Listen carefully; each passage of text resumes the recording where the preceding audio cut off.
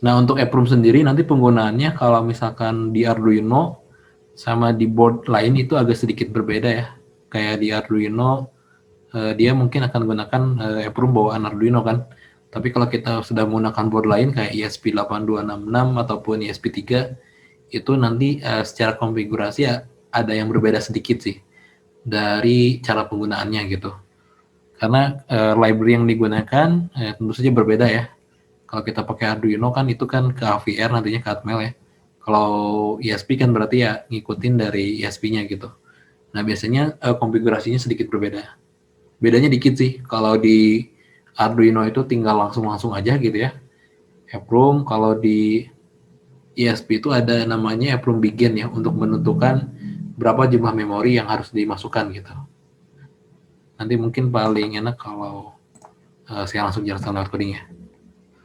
Kalau di ESP juga harus masukin EEPROM commit setelah nge-save.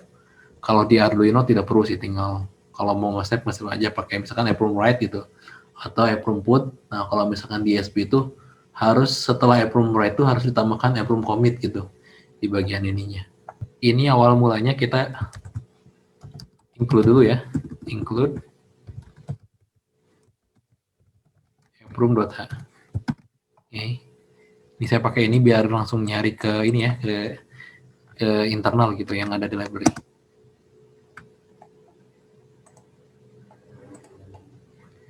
Include EEPROM.h ini untuk memanggil library EEPROM. Dan library EEPROM itu ini internal ya, maksudnya pas kita download ataupun install Arduino IDE-nya, itu si EEPROM-nya itu udah ada gitu. Jadi kita nggak perlu install lagi atau nyari-nyari lagi si library-nya, karena ini termasuk ke dalam library yang ada ya, pas install tuh sudah ada di Arduino-nya. Tidak perlu install ini. Kemudian setelah kita menambahkan atau menginclude gitu si EEPROM, nah langkah selanjutnya adalah kita perlu bikin alamat. Ya, kalau mau langsung bisa sih sebetulnya. Misalkan void setup gitu ya.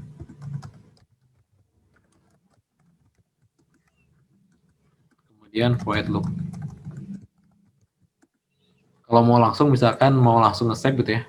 Tinggal gini aja sih, tinggal EEPROM right. Nah, formatnya adalah pertama alamatnya, kedua nilainya. Misalkan alamat EEPROM itu kan dari kalau nggak salah dari 0 sampai 255 ya. Nah, misalkan itu value-nya, dari 0 sampai 255 itu value-nya. Misalkan saya ambil alamatnya 0 gitu ya, alamat 0. Nah, baru masukkan nilainya. Misalkan nilainya itu 10 gitu ya. Kayak gitu. Nah, baru ini udah nge-save ya. Kalau di Arduino ini udah nge-save. Cuman kayak gini doang udah nge-save. Terus kalau untuk membukanya kita bisa gunakan EEPROM read. Nah, kalau untuk membuka ataupun membaca tinggal masukkan alamatnya aja. Kayak gini. Udah sih, codingnya memang sesimpel ini gitu ya. Kalau misalkan alamatnya pengen dibikin variabel juga bisa ya. Misalkan pakai define alamat 1 misalkan gitu ya. Kemudian kita tinggal alamat 1, misalkan alamatnya simpan di 1 gitu ya nilainya. Atau kalau mungkin nggak biasa pakai define bisa coba pakai byte ya, byte alamat 1 sama dengan 1. Nah, nanti kan di sini tinggal tulis alamat 1. Di sini juga tinggal tulis kalau mau menyimpan dari variabel tinggal gini, misalkan kita bikin sebuah variabel int nilai 1 gitu ya, atau nilai doang, misalkan nyimpannya 100. Nah, kita tinggal masukin aja di sini nilai kayak gitu. Jadi kalau mau menyimpan EEPROM dari satu variabel tinggal disimpan aja seperti ini. Nah, kalau misalkan di ESP ini kan pakai Arduino ya, kalau kita menggunakan Arduino board seperti Arduino Uno, Arduino Mega, Arduino Nano, Pro Mini, pokoknya Atmel gitu ya, ATmega gitu. Nah, kalau kita menggunakan boardnya itu Kynode MCU yang menggunakan microcontrollernya dari ESP, ini ada tambahan. Nah, pertama tambahannya itu harus gunakan EEPROM begin. Nah, di dalamnya tinggal diisi alamatnya gitu. Misalkan bukan alamat, size-nya. Misalkan size-nya saya isi 512 gitu ya. Nah, nanti ketika write di sini kita perlu nambahin approve commit. Nah, gitu doang ya. Bedanya itu aja sih. Yang ini di awal page setup ataupun di pas pertama kali ini nyala gitu ya. Ditambahin approve begin. Ini tergantung size-nya mau berapa. 64 atau berapa, biasanya saya set di 512. Terus approve write. Nah, setelah nge-write kita tambahkan approve commit. Ya ini wajib gitu. Kalau enggak nanti nggak akan kesimpan. Kalau misalkan rekan-rekan menggunakan kayak board ESP8266 ataupun ESP32 gitu, harus menambahkan ini. Kalau untuk read, kalau nggak salah nggak perlu sih, tinggal gini aja. Ini saya udah pakai Arduino. Nah, saya coba basicnya dulu tanpa approve ya, biar nanti kita bisa lihat perbedaannya gitu. Misalkan saya bikin sebuah variabel, apa ya namanya, misalkan int nilai gitu ya.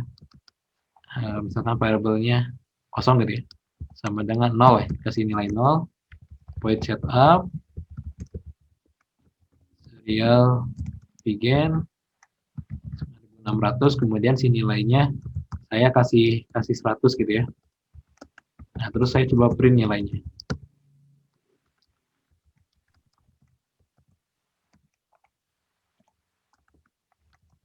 Void loop. Nah, ini coba yang tanpa approve. Misalkan kayak gini. Saya cek dulu tes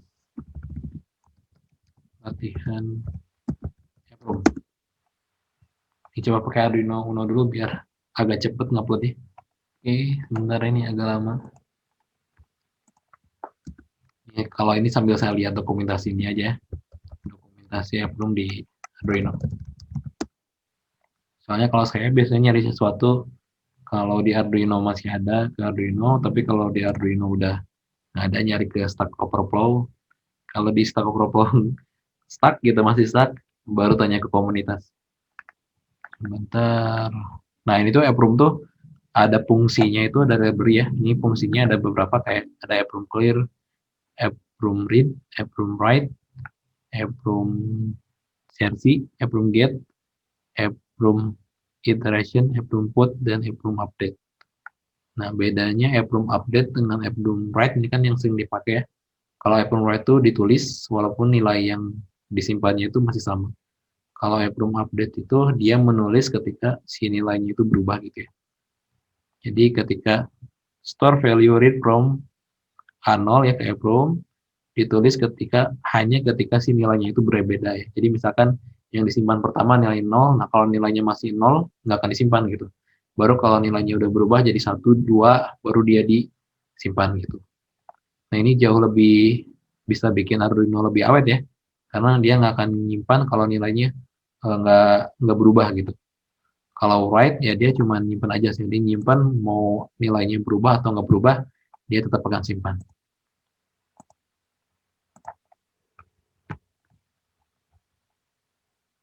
Dari write, update, get, put. Nah, ini udah upload nih. Dan uploading, coba dilihat dulu di serial monitor. Paling enak sih kalau belajar approve udah ada studi kasusnya, misalkan mau bikin set point gitu. Tapi nanti kita coba dulu. Coba restart Arduino-nya, set dulu ke berapa tadi, 9600 ya. Nah, 100 ya. Ada kan? Nah, tapi kalau misalkan ininya saya hilangkan,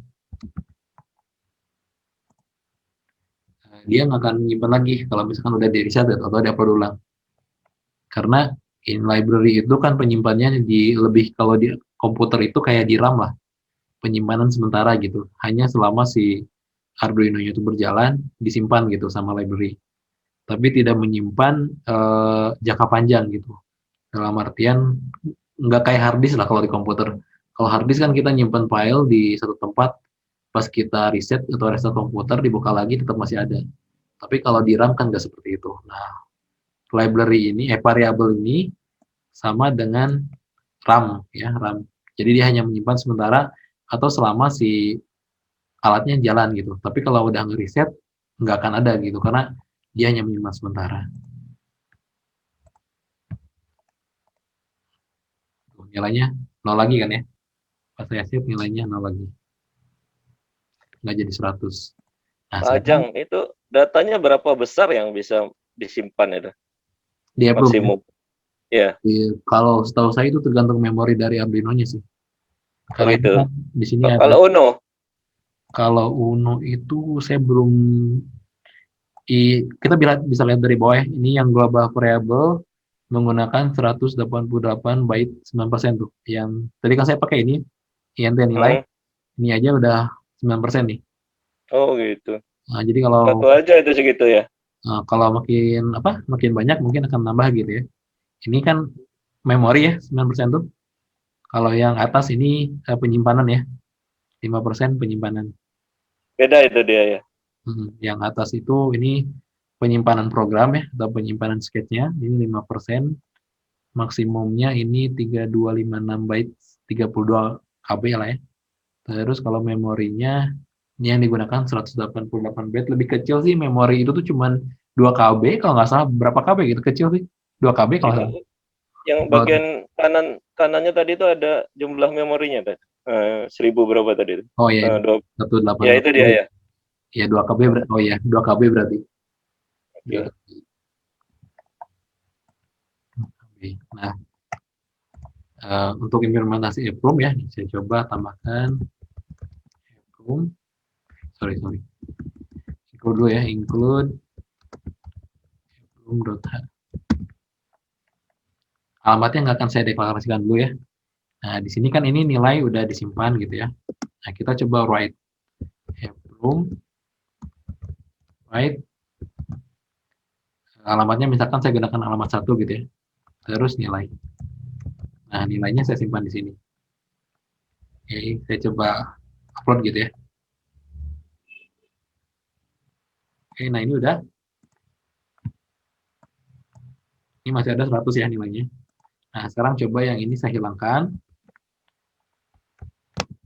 Kemudian saya sekarang yang ini juga hilangkan ya. Nah, sekarang saya coba panggil eh, nilai ya, nilai ini sama dengan EEPROM read, kemudian satu kan alamatnya. Nah, ini kan tadi udah nyimpan ya, yang ini nyimpan selesai, nilai 100 disimpan ke EEPROM. Nah, ini cara membacanya gini aja. Variabelnya yang ini kan sama dengan ngebaca gitu, ngebaca EEPROM-nya. Terus kemudian coba ditampilkan. Ya, ini masih lumayan simpel ya, masih lumayan sederhana. Yang nilai sama dengan 1000-nya ini udah hilang kan ya, si ininya juga udah nggak kebaca lagi write-nya. Jadi dia sekarang benar-benar mengandalkan apa yang dibaca dari EEPROM-nya ya, yang dibaca di memorinya. Nah, ini kan karena tadi saya alamatnya nyimpannya di alamat 1 ya, makanya sekarang ngebacanya juga di alamat 1. Kayak gitu. Di percobaan pertama tadi yang tanpa EEPROM, si nilainya balik jadi 0 ya, pas di print ketika ininya dihilangkan, si nilainya jadi 0. Nah, kita lihat kalau misalkan sekarang ini kita hidden atau hilangkan, ini nilainya berapa gitu ya. Nah, nilainya 100 ya, sesuai dengan apa yang di approve baca. Okay. Itu untuk implementasinya.